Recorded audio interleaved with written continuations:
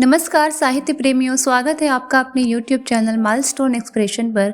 मैं वैष्णवी लेकर के आई हूँ अमृतलाल नागर की लिखी हुई कहानी दो आस्थाएं। अरे कहाँ हो इंदर की बहुरिया, कहते हुए आंगन पार कर पंडित देवधर की घरवाली सकरे अंधेरे टूटे हुए जीने की ओर बढ़ी। इंदर की बहू ऊपर कमरे में बैठी बच्चे का झबला सी रही थी। मशीन रोककर बोली, आओ बुआ जी, मैं यहाँ हूँ। कहते हुए वह उठकर कमरे के दरवाजे तक आई। घुटने पर हाथ टेककर सीढ़ियां चढ़ते हुए पंडिताइन इस कदर हाफ रही थी कि ऊपर आते ही जीने के बाहर की दीवार से पीठ टेककर बैठ गई। इंदर की बहू आगे बढ़कर पल्ले को दोनों हाथों की चुटकियों से पकड़ 7 बार अपनी फुफिया सास के पैरों पड़ी। ठंडी सीरी बूढ़ सुहागन, दूधन नहाओ पूतन फलो। आशीर्वाद देती हुई पंडिताइन रुकी। दम लेकर अपने आशीर्वाद को नया बल देते हुए कहा, हम तो बहुरिया रात दिन यही मनाए हैं। पहलौठी का होता तो आज दिन ब्याह की फिक्र पड़ती। राम करे मारकंडे की आरबल लेके आवे जल्दी से, राम करे सातों सुख भोगो बेटा। इंदर की बहू का मुख मंडल करुणा और श्रद्धा से भर उठा, पलकें नीची हो गई। फुफिया सास की बाह पकड़कर उठाते हुए कहा, कमरे में चलो बुआ जी। चलो रानी, तनिक संताए लिया तो सास में सास समाई। अब हमसे चढ़ा उतरा नहीं जाए बेटा, क्या करें। बुआ जी उठकर बहुरिया के साथ अंदर आ गई। मशीन पर नन्हा सा झबला देखकर बुआ जी ने अपनी भतीज बहू को खुफिया पुलिस की दृष्टि से देखा, फिर पूछा, ये झगला दूध वाली के बच्चे के लिए सी रही हो? 4 बेटियों के बाद अब के लड़का हुआ है उसे। बड़ा शुभ समय है बिचारी के लिए। बड़ी दया ममता है बहू तुम्हारे मन में। ठाकुर जी महाराज तुम्हारी सारी मनोकामना पूरी करें। तुम्हें और इंदर को देख के ऐसा चित्त प्रसन्न होए है, ऐसा कलेजा जुड़े है बेटा कि जुग जुग जियो। एक हमरे भोला त्रिभुवन की बहुएं हैंगी, जैसा मानुख वैसी जोए। बहुबानी तो कच्चा बेत हो महंगी, पराए घर की बेटिया को क्या दोष दूं। कोई नई बात नहीं बुआ जी। अरे जिस घर के संस्कार ही बदल जाएं उस घर में नित्य नई बात होंगी। हम तो कहते हैं रानी कि हमरे पाप उदय भय हैं। कहकर बुआ जी की आंखें फिर शून्य में सद गईं। इंदर की बहू को नई बात का सूत्र नहीं मिल पा रहा था, इसीलिए उसके मन में उथल पुथल मच रही थी। कुछ नई बात जरूर हुई होगी। वो भी कहते हैं कि फूफा जी कुछ उखड़े हुए से खोए से रहते हैं। बड़े देवर की कुतिया क्या फिर चौके में? इंदर की बहू का अनुमान सत्य के निकट पहुंचा। घटना पंडित देवधर के ज्येष्ठ पुत्र डॉक्टर भोला शंकर भट्ट द्वारा पाली गई असली स्कॉटलैंड के श्वान की बेटी जूलियट के कारण ही घटी। इस बार तो उसने गजब ही ढा दिया। पंडित जी की बगिया में पुरखों का बनवाया हुआ एक गुप्त साधना गृह भी है। घर की 4 दीवारी के अंदर ही ये बगिया भी है।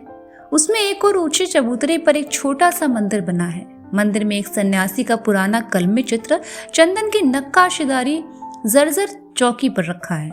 उस छोटे से मंदिर में उकड़ू बैठकर ही प्रवेश किया जा सकता है। मंदिर के अंदर जाकर दाहिने हाथ की ओर एक बड़े आलीनुमा द्वार से अपने सारे शरीर को सिकोड़ कर ही कोई मनुष्य साधना गृह में प्रवेश कर सकता है। इस गृह में संगमरमर की बनी सरस्वती देवी की अनुपम मूर्ति प्रतिष्ठित है। इस पर सदा तेल से भिगोया रेशमी वस्त्र पड़ा रहता है। केवल श्रीमुख के ही दर्शन होते हैं। मूर्ति के सम्मुख अखंड दीप जलता है। ये साधना गृह एक मनुष्य के पालथी मार कर बैठने लायक चौड़ा तथा मूर्ति को साष्टांग प्रणाम करने लायक लंबा है। पंडित देवधर जी के पितामह के पिता को सन्यासी ने ये मूर्ति और महासरस्वती का बीज मंत्र दिया था। सुनते हैं उन्होंने सन्यासी की कृपा से यहीं बैठकर वाग देवी को सिद्ध किया और लोक में बड़ा यश और धन कमाया था। पंडित जी के पितामह और पिता भी बड़े नामी गिरामी हुए, रजवाड़ों में पूछते थे। पंडित देवधर जी को यद्यपि पुरखों का सिद्ध किया हुआ बीज मंत्र नहीं मिला, फिर भी उन्होंने अपने यजमानों से यथेष्ट पूजा और दक्षिणा प्राप्त की। बीज मंत्र इसीलिए न पा सके कि वो उत्तराधिकारी के नियम से पिता के अंतकाल में उनके बड़े भाई धड़ेधर जी को ही प्राप्त हुआ था और वे भरी जवानी में ही हृदय गति रुक जाने से स्वर्ग सिधार गए थे। फिर भी पंडित देवधर जी ने आजीवन बड़ी निष्ठा के साथ जगदम्बा जी की सेवा की। एक दिन नित्य नियमानुसार गंगा से लौटकर सवेरे पंडित जी ने जब साधना गृह में प्रवेश किया तो उसे भोला की कुतिया के सौरी घर में पाया। पंडित जी की क्रोधाग्नि प्रचंड रूप से भड़क उठी। लड़के लड़कों की बहुएं एकमत होकर पंडित देवधर से जवानी मोर्चा लेने चली गईं। पंडित देवधर जी ने उस दिन से घर में प्रवेश और अन्न जल ग्रहण न करने की प्रतिज्ञा ले रखी है। वे साधना गृह के पास कुएं वाले दालान में पड़े रहते हैं।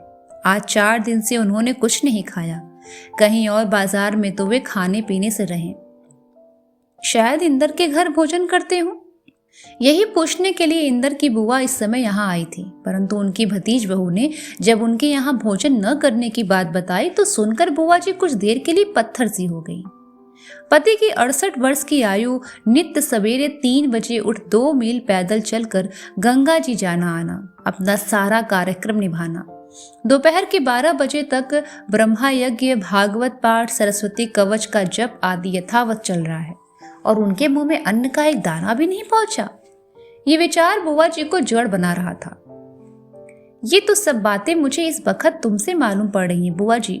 फूफा जी ने तो मेरी जान में कभी ऐसा कुछ नहीं कहा। कहते तो मेरे सामने जिक्र न आए बिना न रहता। अरे तेरे फूफा जी ऋषि मुनि हैंगे बेटा, बस इन्हें क्रोध न होता तो इनके ऐसा महात्मा नहीं था पृथ्वी पर। क्या करूं, अपना जो धर्म है सो निभा दिया। जैसा समय हो वैसा नियम साधना चाहिए। पेट के अंश से भला कोई कैसे जीत सके। तो फूफा जी आखिर कितने दिन यूं ही बिना खाए चल सकेंगे? बुढ़ापे का शरीर है। वही तो मैं भी कहूं बेटा, मगर इनकी जिद के आगाड़ी मेरी कहाँ चल पाव है। बहुत होवे है तो कोने में बैठ कर रो लूं। कहते कहते बुआ जी का गला भर आया। बोली, इनके सामने सबको रख के चली जाओ तो मेरी गत सुधर जाए।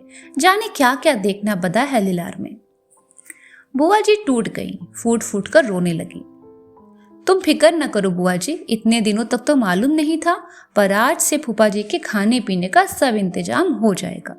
डॉक्टर इंद्रदत्त शर्मा की यूनिवर्सिटी से लौट कर आने पर चाय पीते समय उनकी पत्नी ने सारा हाल कह सुनाया। इंद्रदत्त सन्न रह गए। प्रेयसी के समान मनोहर लगने वाली चाय की प्याली प्रत्यक्ता वधू की तरह उनके ध्यान मन से उतर गई। इंद्रदत्त अपने फूफा जी के हट को पहचानते थे। फूफा जी बिना किसी से कुछ कहे सुने इसी प्रकार अनशन कर प्राण त्याग कर सकते हैं, इसे इंद्रदत्त अच्छी तरह जानते थे। पति की व्यथा को गौर से देखकर पत्नी ने कहा, तुम आज उन्हें खाने के लिए रोक ही लेना, मैं बड़ी शुद्धता से बनाऊंगी खाना। प्रश्न ये है कि वो मानेंगे भी, उनका तो चंद्र टरे सूरज टरे वाला हिसाब है। तुम कहना तो सही। कहूंगा तो सही, पर मैं जानता हूं, लेकिन वे इस तरह चलेंगे कितने दिन? भोला को वैसा हट नहीं करना चाहिए। भोला क्या करे, कुतिया के पीछे पीछे घूमते फिरे। शौक है अपना और क्या। फूफा जी को भी इतना विरोध नहीं करना चाहिए। फूफा जी का न्याय हम नहीं कर सकते। अभी मान लो तुम्हारे साथ ही ऐसा गुजरती, मैं तो निभा लेता। कहना आसान है, करना बड़ा मुश्किल है। फूफा जी तो चाहते हैं सबके सब पुराने जमाने के बने रहे। चोटी जनेऊ, छूट छात, सिनेमा न जाओ, घूंघट काढ़ो, भला ये कोई भी मानेगा? मेरे ख्याल में फूफा जी इस पर कुछ भले न कहें, अच्छा तो नहीं लगता। ठीक है, तुम भी मेरी बहुत सी बातें अच्छी नहीं लगती, तो मुझे भी तुम्हारी कुछ बातें अच्छी नहीं लगती। कौन सी बातें? मैं शिकायत नहीं करता, उदाहरण दे रहा हूं। ठीक ठीक एक मत के कोई 2 आदमी नहीं होते, होते भी हैं तो बहुत कम, पर इससे क्या लोगों में निभाव नहीं होता? भोला और उसकी देखा देखी त्रिभुवन में घमंड आ गया है। माँ बाप को ऐसे देखते हैं जैसे उनसे पैदा ही नहीं हुए। फूफा जी हठी और रूढ़िपंथी हैं सही, पर एकदम अवज्ञा के योग्य नहीं। ये लोग उन्हें चढ़ाने के लिए घर में प्याज, लहसुन, अंडा, मछली सब कुछ खाते हैं। फूफा जी ने अपना चौका घर ही अलग कर लिया, किसी से कुछ कहा सुना तो नहीं। स्वभाव से शांत और बोलने में बितवेवी इंद्रदत्त इस समय आवेश में आ गए थे। फूफा जी के प्रति उसका सदा से आदर भाव था, लोग उनका आदर करता था। इधर महीनों से इंद्रदत्त के आग्रह पर पंडित देवधर जी प्रतिदिन शाम के समय 2-2.5 घंटे उनके घर बिताते। कभी भागवत, कभी रामायण, कभी कोई पौराणिक उपाख्यान चल पड़ता है। पंडित जी अपनी तरह से कहते हैं। इंद्रदत्त उनके द्वारा प्राचीन समाज के विकास क्रम के चित्र देखता, उनसे अपने लिए नया रस पाता। कभी कभी बातों के रस में आकर अपने राजा यजमानों के मजेदार संस्मरण सुनाता। कभी उनके बचपन और जवानी की स्मृतियों तक से टकराती हुई अपनी पुरानी सामाजिक तस्वीरें, इन मोहल्लों की पुरानी झांकियां सामने आ जाती हैं। फूफा जी के अनुभवों से अपने लिए ज्ञान सूत्र बटोरते हुए उनके निकट संपर्क में आकर इंद्रदत्त को आदर के अलावा उनसे प्रेम भी हो गया। इंद्रदत्त की पत्नी के मन में आदर भाव तो है, पर जब से वे बराबर आकर बैठने लगे हैं तब से उसे एक दबी ढकी शिकायत भी है। पति के साथ घड़ी दो घड़ी बैठकर बातें करने, कैरम या चौसर खेलने या अपने पैतृक घर के संबंध में जो अब नए सिरे से बन रहा है सलाह सूत करने का समय अब उसे मिल ही नहीं पाता। अपनी छोटी देवरानी त्रिभुवन की बहू से बड़ा नेह हेत होने के कारण उसकी बातों में विश्वास रखकर वह फूफा जी के पुरानेपन से किसी हद तक फिरंट भी है। इसीलिए जब इंद्रदत्त ने यह कहा कि घर में मांस मछली के प्रयोग के बाद फूफा जी ने अपना चौका अलग कर लिया मगर कुछ बोले नहीं, तो उनकी पत्नी से रहा नहीं गया। कहने लगी, तो उन लोगों से अरे पोते पोतियों तक से तो नहीं बोलते, फिर शिकायत किससे करेंगे? फूफा जी को पहचानने में बस यही तुम लोग गलतफहमी करते हो। उनका प्रेम प्रायः गूंगा है। मैंने अनुभव से इस बात को समझा है। बंद रहने पर भी झिरझिर दरवाजों से जिस तरह लू के तीर आते हैं, संयमी इंद्रदत्त के अंदर में उद्वेग उसी प्रकार प्रकट हो रहा था। पत्नी ने पति के रुख पर रुख किया, परंतु शांत और मृदु स्वर में कहा, मैं फूफा जी को पहचानती हूँ। उनके ऐसे विद्वान की कदर उनके घर में नहीं। उनका प्रेम तुम जैसों से ही हो सकता है। तुम चिंता ना करो, व्रत आज पूरा हो जाएगा। मान जाएंगे? पत्नी के चेहरे तक उठी इंद्रदत्त की आंखों में शंका थी। उनका स्वर करुण था। प्रेम नेम से बड़ा है। पति के शोभ और चिंता को चतुराई के साथ पत्नी ने मीठे आश्वासन से हर लिया, परंतु वह उन्हें फिर चाय नाश्ता न करा सकी। डॉक्टर इंद्रदत्त शर्मा फिर घर में बैठ न सके।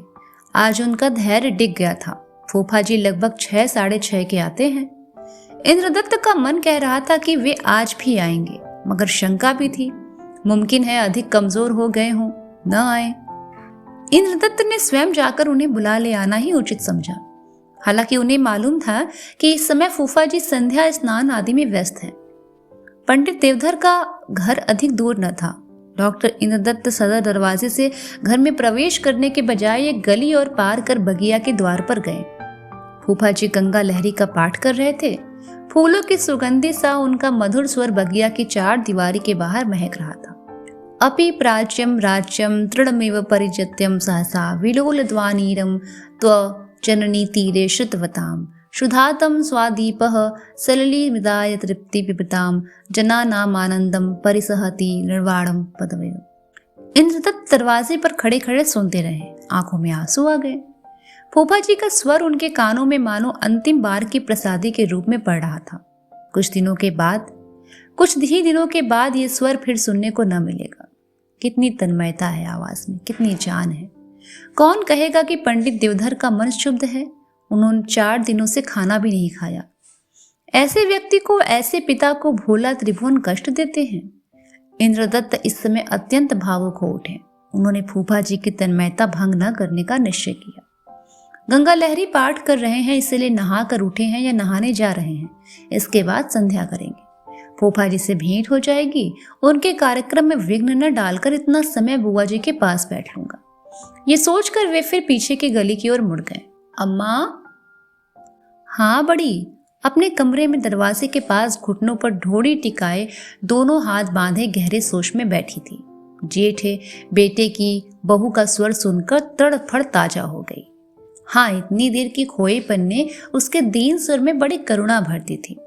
बड़ी बहू के चेहरे की ठसक को उनकी कमर के चारों ओर फुली हुई चर्बी सो रही थी। आवाज भी उसी तरह मिजाज के कांटे पर सधी हुई बोली। उन्होंने पुछवाया है कि दादा आखिर चाहते क्या हैं? वो तो कुछ भी न चाहे हैं बहू। तो ये अनशन फिर किस बात का हो रहा है? पंडित देवधर की सहधर्मणी ने स्वर को और संयत कर उत्तर दिया। उनका स्वभाव तो तुम जानती ही हो बहुरिया। ये तो कोई जवाब नहीं हुआ अम्मा। तो क्या जान दे देंगे? ऐसा हट भी भला किस काम का? बड़े विद्वान हैं, भक्त हैं, दुनिया भर को पुत्र और परोपकार सिखाते हैं। कुत्ते में क्या उसी भगवान की दी हुई जान नहीं है? बड़ी बहू तेज पड़ती गई। सास चुपचाप सुनती रही। ये तो माँ बाप का धर्म नहीं हुआ, ये तो दुश्मनी हुई और क्या। घर में सबसे बोलना चालना तो बंद कर ही रखा है। बोलना चालना तो उनका सदा का ऐसा ही है बेटा। तुम लोग भी इतने बरसों से देखे हो, भोला त्रिभुवन तो सदा से जाने हैं। इंदर भाई साहब के यहाँ तो घुल घुल के बातें करते हैं। इंदर पढ़ा लिखा है ना, वैसे ही बातों में उनका मन लगे है, इसलिए। हाँ हाँ, हम सब लोग तो गवार हैं, भ्रष्ट हैं। हम पापियों से बोलने क्या देखने से भी उनका धर्म नष्ट हो जाएगा। बहू बेटा, गुस्सा होने से कोई फायदा नहीं। हम लोग तो चिंता में खड़े हैं। रानी, तुम सबको रख के उनके सामने चली जाओ। विश्वनाथ बाबा से उठते बैठते आंचल पसार के वरदान मांगू हूँ बेटा। अब मेरे कलेजे में दम नहीं रह गया है, क्या करूं। बुआ जी रो पड़ी। इंद्रदत्त जरा देर से दालान में ठिठके खड़े रहे। बुआ को रोते देख उनकी भावुकता थम न सकी। पुकारा, बुआ। बुआ जी एक क्षण के लिए ठिठकी, चट से आंसू पोंछे, आवाज संभाल कर मिठास के साथ बोली, आओ भैया। भोला की बहू ने सिर का पल्ला जरा संभाल लिया और शराफती मुस्कान के साथ अपने जेठ को हाथ छोड़े। इंद्रदत्त ने कमरे में आकर बुआ जी के पैर छुए और पास ही बैठ गए। बुआ जी हड़बड़ा कर बोली, अरे चारपाई पर बैठो। नहीं, मैं सुख से बैठा हूं आपके पास। तो ठहरो, मैं चटाई। बुआ जी उठी। इंद्रदत्त ने उनका हाथ पकड़कर बैठा लिया और फिर भोला की बहू को देखकर बोला, कैसी हो सुशीला? मनोरमा कैसी है? सब ठीक है। बच्चे अच्छे हैं। भाभी जी और आप तो कभी झांकते ही नहीं, इतने पास रहते हैं और फिर भी। मैं सबकी राजी खुशी बराबर पूछ लेता हूँ, रहा आना जाना सो। आपको तो खैर टाइम नहीं मिला, लेकिन भाभी जी भी नहीं आती। बाल नहीं, बच्चे नहीं, कोई काम। घर में मदद लगी है, ऐसे में घर छोड़ के कैसे आए बेचारी। बुआ जी ने अपनी बहू की बात काटी। बहू आंख चढ़ाकर याद आने का भाव जनाते हुए बोली, हाँ ठीक है। कौन सा हिस्सा बनवा रहे हैं भाई साहब? पूरा घर नए सिरे से बन रहा है। ऐसा बढ़िया कि मोहल्ले में ऐसा घर नहीं है किसी का। सास ने बहू के वैभव को लज्जित करने की दबी तड़प के साथ कहा। बुआ जी यूं कहना चाहती थी, पर जी की चोट अनायास फूट पड़ी। बड़ी बहू ने आंखें चमका अपनी दोहरी ढोड़ी को गर्दन से चिपका कर अपने ऊपर पड़ने वाले प्रभाव को जतलाया और पूछा, पर रहते तो शायद पीछे वाले हिस्से में है। इसी हिस्से में जीजी का, मेरा और भैया का जन्म भया। एक भाई और भैया था, सब यहीं भये। हमारे बाप, ताऊ, दादा और जाने कौन कौन का जन्म। वो हिस्सा घर भर में सबसे ज्यादा खराब है। कैसे रहते हैं? जहां पुरखों का जन्म हुआ वह जगह स्वर्ग से भी बढ़कर है। पुरखे पृथ्वी देवता हैं। बड़ी बहू ने आगे कुछ न कहा, सिर का पल्ला फिर संभालने लगी। आज तो बहुत दिन में आए भैया, मैं भी इतनी बार गई, बहू से तो भेंट हो जावे है। बुआ भतीजे को बातें करते छोड़कर बड़ी बहू चली गई। उसके जाने के बाद दो क्षण मौन रहा। उसके बाद दोनों ही प्रायः साथ साथ बोलने का उद्यत हुए। इंद्रदत्त को कुछ कहते देखकर बुआ जी चुप हो गई। सुना फूफा जी ने? उनकी चिंता न करो बेटा, वो किसी के मान के हैं। पर इस तरह कितने दिन चलेगा? चलेगा जितना दिन चलना होगा। बुआ जी का स्वर आंसुओं में डूबने उतारने लगा। जो मेरे भाग में लिखा है आगे कुछ न कह सकी, आंसू पोंछने लगी। सच सच बताना बुआ जी, तुमने भी कुछ खाया? खाती हूँ, रोज ही खाती हूँ। पल्ले से आंखें ढके हुए बोली। इंद्रदत्त को लगा कि वे झूठ बोल रही हैं। तुम इसी वक्त मेरे घर चलो बुआ जी। फूफा जी भी वैसे तो आएंगे ही, पर आज मैं उन्हें लेकर ही आऊंगा, नहीं तो आज से मेरा भी अनशन आरंभ। करो जो जिसकी समझ में आए, मेरा किसी पर जोर नहीं, बस नहीं। आंखों में फिर बाढ़ आ गई। पल्ला आंखों पर ही रहा। नहीं बुआ जी, या तो आज से फूफा का व्रत टूटेगा। कहिए भाई साहब। कहते हुए भूला ने प्रवेश किया। माँ को रोते देख उसके मन में कसाव आया। माँ ने अपने दुख का नाम निशान मिटा देने का असफल प्रयत्न किया, परंतु उनके चेहरे पर पड़ी हुई आंतरिक पीड़ा की छाया और आंसुओं से ताजा नहाई हुई आंखें उनके पुत्र से छिप न सकी। भोला की मुख मुद्रा कठोर हो गई। माँ की ओर से मुंह फेरकर चारपाई पर अपना भारी भरकम शरीर प्रतिष्ठित करते हुए उन्होंने अपने ममेरे भाई से पूछा, घर बन गया आपका? तैयारी पर ही है, बरसात के पहले कंप्लीट हो जाएगा। सुना है नक्शा बहुत अच्छा बनवाया है आपने। इंद्रदत्त ने कोई उत्तर न दिया। मैं भी ये कोठी बनवाने का इरादा कर रहा हूं। इस घर में अब गुजर नहीं होती। इंद्रदत्त खामोश रहे। भोला भी पल भर चुप रहे, फिर बोले, दादा का नया तमाशा देखा आपने? आजकल तो वे आपके यहाँ ही उठते बैठते हैं, हम लोगों की खूब खूब शिकायतें करते होंगे। तुमको मुझसे ज्यादा जानना चाहिए, पर निंदा और शिकायत करने की आदत फूफा जी में कभी नहीं रही। इंद्रदत्त का स्वर संयत रहने पर भी किंचित उत्तेजित था। ना सही, मैं आपसे पूछता हूँ, इंसाफ कीजिए आप, ये कौन सा ज्ञान है कि एक जीव से इतनी नफरत की जाए, और खास अपने लड़कों और बहुओं से, पोते पोतियों तक से नफरत की जाए। ये किस शास्त्र में लिखा है जनाब, बोलिए। बोला कि उत्तेजना ऐसी खुली जैसे मोरी से डाढ़ हटाते ही हौदी का पानी बह जाता है। इंद्रदत्त ने शांत दृढ़ स्वर में बात का उत्तर दिया। तुम बात को गलत रंग दे रहे हो, बोला। इस प्रकार वह विकट कहना चाहिए कि घरेलू समस्याएं कभी हल ही नहीं हो जाती। मैं गलत रंग क्या दे रहा हूं जनाब, सच कहता हूं और इंसाफ की बात कहता हूं। ताली हमेशा दोनों हाथों से बजा करती है, लेकिन तुम एक ही हाथ से ताली बजा रहे हो, यानी धरती पर हाथ पीट कर। क्या? मैं समझा नहीं। तुम अपने आप से लड़ रहे हो और अपने को ही चोट पहुंचा रहे हो, बोला। फूफा जी का सब विचारों से सहमत होना जरूरी नहीं है। मैं भी उनके बहुत से विचारों को जरा भी नहीं मान पाता, फिर भी वे आदर के पात्र हैं। वे हमारी पिछली पीढ़ी हैं, जिनकी प्रतिक्रियाओं पर क्रियाशील होकर हमारा विकास हो रहा है। उनकी खामियां तो तुम खूब देख लेते हो, देखनी भी चाहिए, मगर ये ध्यान रहे कि खूबियों की ओर से आंख मूंदना हमारे तुम्हारे लिए, सारी नई पीढ़ी के लिए केवल हानिप्रद है और कुछ नहीं। बोला ने अपनी जेब से सोने का सिगरेट केस निकाला और चेहरे पर आड़ी तिरछी रेखाएं डालकर कहने लगा, मैं समझता था भाई साहब कि आपने हिस्ट्री पढ़कर बड़ी समझ पाई होगी। इतना कहकर भोला के चेहरे पर संतोष और गर्व का भाव आ गया। प्रोफेसर इंद्रदत्त के पढ़े लिखेपन को 2 कौड़ी का साबित कर भोला 7वें आसमान की बुर्जे पर चढ़ गया।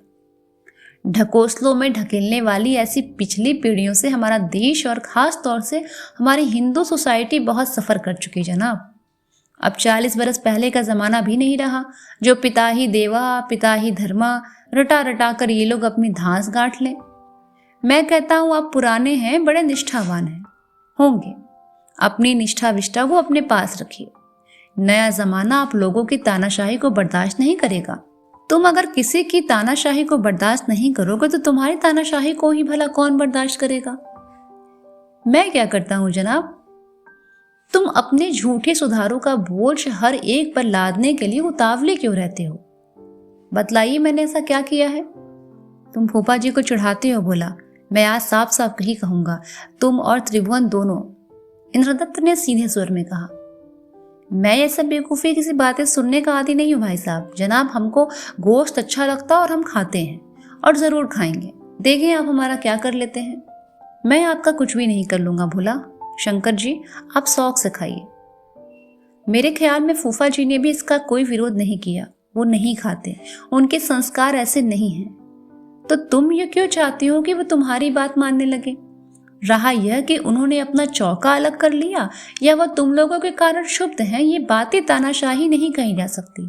उन्हें बुरा लगता है बस। मैं पूछता हूँ क्यों बुरा लगता है? मेरी भी बड़े बड़े प्रोफेसर और नामी आलिम फाजिलों से दिन रात की सोहबत है। आपके वेद के जमाने के ब्राह्मण और मुनि तो गऊ तक को खा जाते थे। भोला ने गर्दन झटकाई। उनके चेहरे का मांस थुलथुला उठा। उनकी सिगरेट जल गई। इंद्रदत्त बोले, ठीक है, वे खाते होंगे। राम कृष्ण अर्जुन इंद्र वगैरह भी खाते थे, पीते भी थे, मगर यह कहने से तुम उस संस्कार को धो नहीं सकते जो समय के अनुसार परिवर्तित हुआ और वैष्णव धर्म के साथ साथ करीब करीब राष्ट्रव्यापी भी हो गया। हाँ, तो फिर दूसरा संस्कार भी राष्ट्रव्यापी हो रहा है, ठीक है। तो फिर दादा हमारा विरोध क्यों करते हैं? भोला, हम फूफा जी का न्याय नहीं कर सकते, इसीलिए नहीं कि हम अयोग्य हैं, वरन इसलिए कि हमारे न्याय के अनुसार चलने के लिए उनके पास अब दिन नहीं रहे। आदत बदलने के लिए आखिरी वक्त में अब उत्साह भी नहीं रहा। मैं पूछता हूं क्यों नहीं रहता? ये सरासर ज्यादती है तुम्हारी। अरे भाई, वह युग बीता है, अब उस पर हमारा वश नहीं। हमारा वश केवल वर्तमान और भविष्य पर हो सकता है। विगत युग की मान्यताओं को उस युग के लिए हमें जैसे का तैसा ही स्वीकार करना होगा। पहले बात सुन लो फिर कुछ कहना।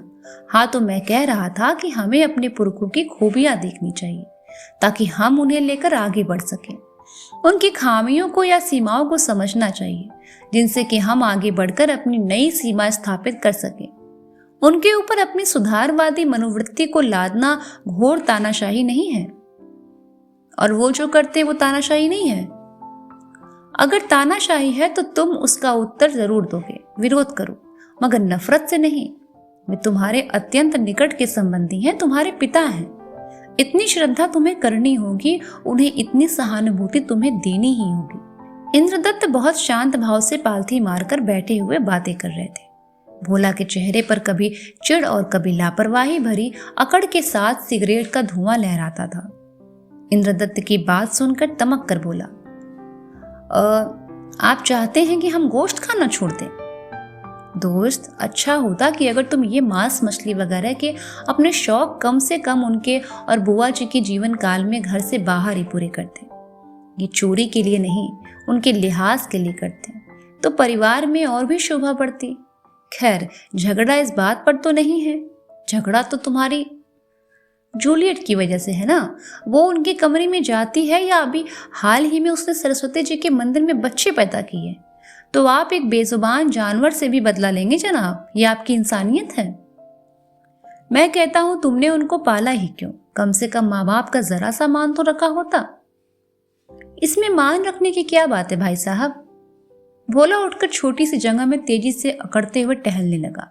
चारपाई से कमरे के एक कोने तक जाकर लौटते हुए रुक कर कहा, हमारा शौक है, हमने किया, और कोई बुरा शौक तो नहीं है।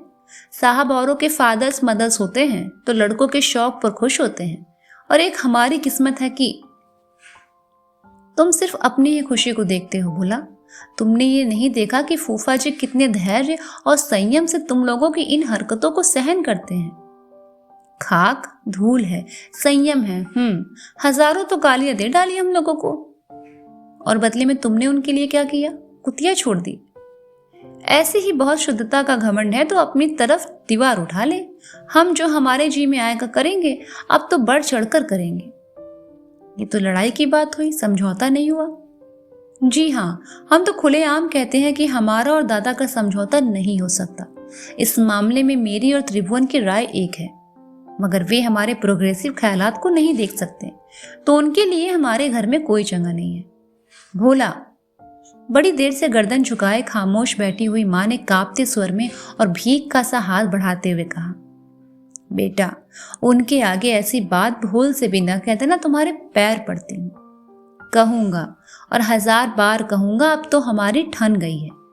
वो हमारे लड़कों बच्चों को पहनना ओढ़ना नहीं देख सकते, हंसता खेलना नहीं देख सकते, बर्दाश्त नहीं कर सकते, हम लोगों को बर्दाश्त नहीं कर सकते, तो मैं भी उनके धर्म को ठोकर मारता हूँ। उनके ठाकुर, पोथी, पुराण सब मेरे जूते की नोक पर है। माँ की आंखों से बूंदें टपक पड़ी। उन्होंने अपना सिर झुका लिया। भोला की ये बदतमीजी इंद्रदत्त को बुरी तरह तड़पा रही थी। स्वर ठंडा रखने का प्रयत्न करते सनक भरी हंसी बोलते हुए बोले, अगर तुम्हारी यही सब बातें नए और प्रोग्रेसिव विचारों का प्रतिनिधित्व वाकई करती हो, इसी से मनुष्य सुशिक्षित और फैशनेबल माना जाता है, तो मैं कहूंगा कि भोला, तुम और तुम्हारी ही तरह का सारा नया जमाना जंगली है, बल्कि उनसे भी गया गुजरा है। तुम्हारा नया जमाना है ना, नया पुराना, और तुम्हारी सभ्यता सामंतों पैसे वालों के खोखले जोम से बढ़कर भी कुछ नहीं है। तुम्हारे विचार इंसानों के नहीं, हैवानों के हैं। इंद्रदत्त स्वाभाविक रूप से उत्तेजित हो उठे। खैर, आपको अपनी इंसानियत मुबारक रहे। हम हिपोक्रेट लोगों को खूब जानते हैं और उन्हें दूर से ही नमस्कार करते हैं। भोला शंकर तमक कर खड़े हुए तेजी से बाहर चले। दरवाजे पर पहुंचकर मां से कहा, तुम दादा को समझा देना अम्मा, मैं अनशन की धमकियों से जरा भी नहीं डरूंगा। जान ही तो दे देंगे ना, तो मर जाए, मगर मैं उनको अपने घर में यूं नहीं मरने दूंगा। जाएं गंगा किनारे मरे, यहाँ उनके लिए अब जगह नहीं है। पर यह घर अकेला तुम लोगों का तो नहीं है। खैर, ये तो हम कोर्ट में देख लेंगे, मगर जरूरत पड़ी तो। लेकिन मेरा अब उनसे कोई वास्ता नहीं रहा। भोला शंकर चले गए। बुआ जी चुपचाप सिर झुकाए टप टप आंसू बहाती रही। इंद्रदत्त उत्तेजित मुद्रा में बैठे।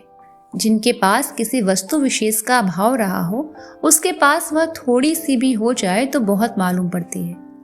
इंद्रदत्त के लिए इतना क्रोध और उत्तेजना इसी तरह अधिक प्रतीत हो रही थी। पल भर चुप रहकर आवेश में आ बुआ जी के हाथ पर हाथ रखते हुए बोला, तुम और फूफा जी मेरे घर चलकर रहो। बुआ, वो भी तुम्हारा ही घर है। तुम अपने फूफा जी से भोला की बातों का जिक्र न करना बेटा। नहीं, तुम अपने फूफा जी का किसी तरह से व्रत तोड़वा दो बेटा, तुम्हें बड़ा पुत्र होगा। तुम्हें मेरी आत्मा उठते बैठते असीसेगी। मेरा भैया, इतना काम कर दो। मैं इसी इरादे से आया हूं, तुम भी चलो। बुआ, तुम्हारा चेहरा कह रहा है कि तुम भी। अरे मेरी चिंता न करो। मेरी चिंता क्या? हाँ, तुम्हारी चिंता नहीं, चिंता तो तुम्हें और फूफा जी को करनी है मेरी ओर से। तुम दोनों के भोजन कर लेने तक मैं भी अपने प्राण से अटल रहूंगा। बुआ जी एक क्षण चिंता में पड़ गईं, फिर मीठी वाणी में समझा कर कहा, देखो भैया इंदर, मेरे लिए जैसे भोला त्रिभुवन वैसे तुम, जैसा ये घर वैसा वो घर। आज तुम अपने फूफा जी को किसी तरह जिमा लो। उनके व्रत टूटने की खबर सुनते ही तुम्हारी कसम मैं आप ही ठाकुर जी का भोग पालूंगी। लेकिन इसी घर में किसी के जी को कलेश हो बेटा, ऐसी बात नहीं करनी चाहिए। क्या कहूँ, तेरे फूफा जी का क्रोध मेरी कुछ चलने नहीं देवे हैं। अपने जी को कलेश देवे हैं सो देवे हैं, बाकी बच्चों के जी को जो कलेश लगा है उसके लिए तो कहा ही क्या जाए। कलजुग की तरह से चलेगा भैया। इंद्रदत्त कुछ देर तक बुआ के मन की घुटन का खुलना देख रहे। पंडित देवधर जी भट्ट ने नित्य नियम के अनुसार छुटपुटे समय अपने भतीजे के आंगन में प्रवेश कर आवाज लगाई, इंद्रदत्त, आइए फूफा जी। सकरे टूटे सीलन भरी लखौरी ईंटों पर खड़ा होगी खटखट बढ़ती गई। इंद्रदत्त कटहरे के पास खड़े थे। जीने के दरवाजे से बाहर आते हुए पंडित देवधर उन्हें दिखलाई दिए। उनके भस्म लगे कपास और देह पर लगे जय शिव छाप के दुपट्टे में उनकी देह से एक आभा सी फूटती हुई उन्हें महसूस हो रही थी। फूफा जी के आते ही घर बदल गया। उन्हें देखकर हर रोज ही महसूस होता है, पर आज की बात तो न्यारी ही थी। फूफा जी के 4 दिनों का व्रत आज उनके व्यक्तिगत को इंद्रदत्त की दृष्टि में और भी अधिक तेजों में बना रहा था। फूफा जी को लेकर आज उनका मन अत्यंत भावुक हो रहा था, पीड़ा पा रहा था। इंद्रदत्त ने अनुभव किया कि फूफा जी के चेहरे पर किसी प्रकार की उत्तेजना नहीं, भूख की थकान नहीं। चेहरा सूखा कुछ उतरा हुआ अवश्य था, परंतु मुख की चेष्टा नहीं बिगड़ी थी। पंडित देवधर की यह बात इंद्रदत्त को बहुत छू रही थी। पंडित जी आकर चौकी पर बैठ गए। इंद्रदत्त उनके सामने मूढ़े पर बैठे। घर बनने के कारण उनका बैठका उजड़ गया था। अभ्यागत के आने पर इंद्रदत्त संकोच के साथ इसी टूटे कमरे में उसका स्वागत करते। फूफा जी से तो खैर संकोच नहीं। पंखे का रुख उनकी ओर कर दिया और फिर बैठ गए। कुछ देर तक दोनों ओर से खामोशी रही। फिर फूफा जी ने बात उठाई, तुम अभी घर गए थे सुना? जी हाँ, तुम्हारी बुआ जी मुझसे कह रही थी, मैंने यह भी सुना है कि तुम मेरे कारण किसी प्रकार का बाल हट करने की धमकी भी देकर आए हो। पंडित देवधर ने अपना दुपट्टा उतार कर कुर्सी पर रख दिया। पालथी मारकर वे सीधे तने में बैठे थे। उनका प्रायः पीला पड़ा हुआ गोरा बदन उनके बैठने के स्वभाव के कारण ही स्पिरिचुअल जच रहा था, अन्यथा उनका यह पीलापन उनकी रोगी अवस्था का भी परिचय दे रहा था। इंद्रदत्त ने सद सद कर कहना शुरू किया, मेरा हट स्वतंत्र नहीं, बड़ों के हट के योगदान में। इन बातों से कुछ लाभ नहीं इंद्र। मेरी गति के लिए मेरे अपने नियम हैं, और मेरे अपने नियम भी तो हो सकते हैं। तुम्हें स्वाधीनता है, तब मैंने भी यदि अनशन का फैसला किया तो गलत नहीं है। तुम अपने प्रति मेरे स्नेह का बोझ लाद रहे हो। मैं आत्मशुद्धि के लिए व्रत कर रहा हूं। पुरखों की साधना गृह की जो यह दुर्गति हुई है, यह मेरे ही किसी पाप के कारण। अपने अंतःकरण की गंगा से मुझे सरस्वती का मंदिर धोना ही पड़ेगा। तुम अपना आग्रह लौटा लो बेटा। 1 मिनट के लिए कमरे में फिर सन्नाटा छा गया। केवल पंखे की गूंज ही उस खामोशी की लहरें उठा रही थी। इंद्रदत्त ने शांत स्वर में कहा, एक बात पूछूं? मंदिर में कुत्ते के प्रवेश से यदि भगवती अपवित्र हो जाती हैं, तो फिर घटघट व्यापी ईश्वर की भावना बिल्कुल झूठी है। एक ईश्वर पवित्र और दूसरा अपवित्र क्यों माना जाए? पंडित देवधर चुपचाप बैठे रहे, फिर गंभीर होकर कहे, हिंदू धर्म बड़ा गूढ़ है, तुम इस झगड़े में ना पड़ो। मैं इस झगड़े में न पड़ूंगा फूफा जी, पर एक बात सोचता हूँ, भगवान राम अगर प्रेम के वश में होकर शबरी के झूठे बेर खा सकते हैं, हिंदू लोग यदि इस आख्यान में विश्वास रखते हैं, तो फिर छूत अछूत का कोई प्रश्न ही नहीं रह जाता। युधिष्ठिर ने अपने साथ साथ चलने वाले कुत्ते के बिना स्वर्ग में जाने तक का इनकार कर दिया। ये सब कहानियां क्या हिंदू धर्म की महिमा बखानने वाली नहीं है? क्या यह महत भाव नहीं है? फिर इनके विपरीत छुआछूत के भय से छुई मुई होने वाले गूढ़ धर्म की महिमा को क्या आप मानते हैं? इन रूढ़ियों से बंधकर मनुष्य क्या अपने को छोटा नहीं कर लेता? पंडित जी शांतिपूर्वक सुनते रहे। इंद्रदत्त को भय हुआ कि बुरा न मान जाए। तुरंत बोले, मैं किसी हद तक उत्तेजित जरूर हूं, लेकिन जो कुछ पूछ रहा हूं जिज्ञासु के रूप में।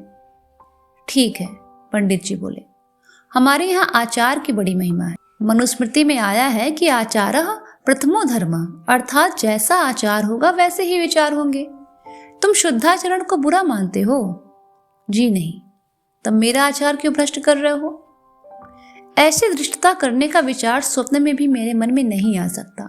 हाँ, आपसे क्षमा मांगते हुए जरूर कहूंगा कि आपके आचार नए युग को विचार शक्ति नहीं दे पा रहे हैं, इसीलिए उनका मूल्य मेरे लिए कुछ नहीं के बराबर है। मैं दुर्विनीत नहीं हूं फूफा जी, परंतु सच सच ये अनुभव करता हूं कि दुनिया आगे बढ़ रही है और आपका दृष्टिकोण व्यर्थ के रोड़े की तरह उसकी गति को अटकाता है। पर इस समय जाने दीजिए, मैं तो वही निवेदन करने आया हूं कि यही मेरी आग्रह है कि आप भोजन कर लीजिए। पंडित जी मुस्कुराए। इंद्रदत्त के मन में आशा जगी। पंडित जी बोले, करूंगा, मगर एक शर्त है। आज्ञा कीजिए। जो मेरे अर्थात पुरानी परिपाटी के यम नियम संयम आदि हैं, वे आज से तुम्हें भी निभाने पड़ेंगे, जिनका मूल्य तुम्हारी दृष्टि में कुछ नहीं है। वे आचार विचार मेरे प्राणों से भी अधिक मूल्यवान है। इंद्रदत्त स्तंभित हो गया। वे कभी सोच भी नहीं सकते कि फूफा जी सहसा अनहोनी शर्त से उन्हें बांधने का प्रयत्न करेंगे। पूछा, कब तक निभाना पड़ेगा?